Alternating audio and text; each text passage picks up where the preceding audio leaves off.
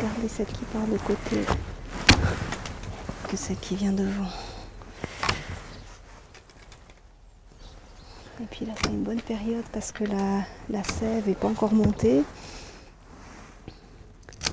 Et puis j'essaye de regarder la lune aussi pour que ce soit en lune descendante. Et c'est vrai qu'enfant, on allait travailler aux vignes pendant les vacances d'été, c'était l'horreur. C'était une plaie et on détestait ça.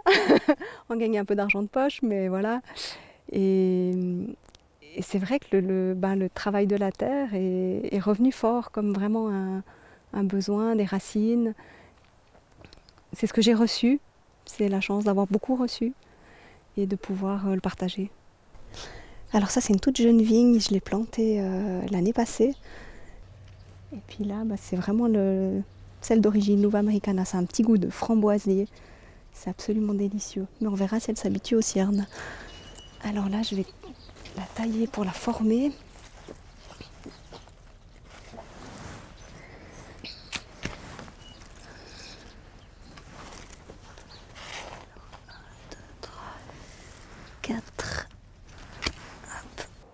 Du point de vue d'un client, d'une personne qui viendrait avec moi, c'est que la balade, la randonnée qu'il aura faite, elle est différente que s'il l'avait fait seul.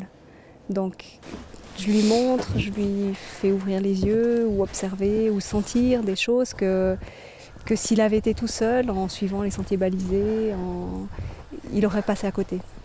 Donc ce plus-là, c'est effectivement un vécu qui est différent et de rentrer à la maison en ayant ressenti, perçu, observé quelque chose de nouveau.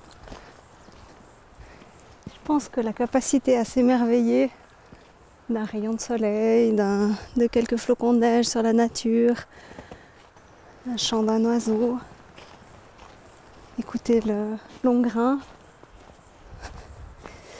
ça c'est le bonheur d'être accompagnatrice en montagne et de pouvoir vivre la plupart de ma vie dehors.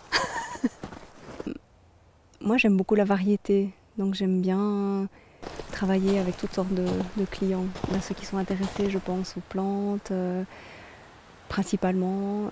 Par le yoga, la méditation, j'ai aussi toute une clientèle, des personnes qui ont envie de décrocher, de retrouver du calme, de se retrouver un peu avec eux-mêmes et de découvrir le yoga dans la nature. Ouais, dans cette expérience, dans la rencontre de beaucoup de personnes. Et j'avance moi dans ma vie, plus je me dis, mais non, j'ai envie d'être là et puis chacun va y vivre ce qui est important pour lui.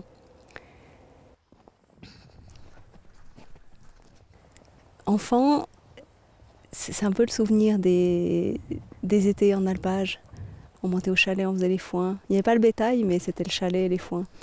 Et ça, c'était mon coin de paradis. Je pense que, ouais, il n'y a pas de hasard. Si j'y suis revenue, je crois que, où que je sois, que ce soit mon Valais natal, que ce soit la Gruyère qui est comme chez moi maintenant.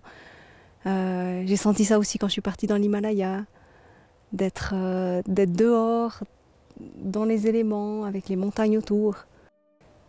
La montagne, c'est la roche, c'est les torrents, c'est les bêtes sauvages, c'est le soleil, le vent. Ouais, il doit y avoir les montagnes.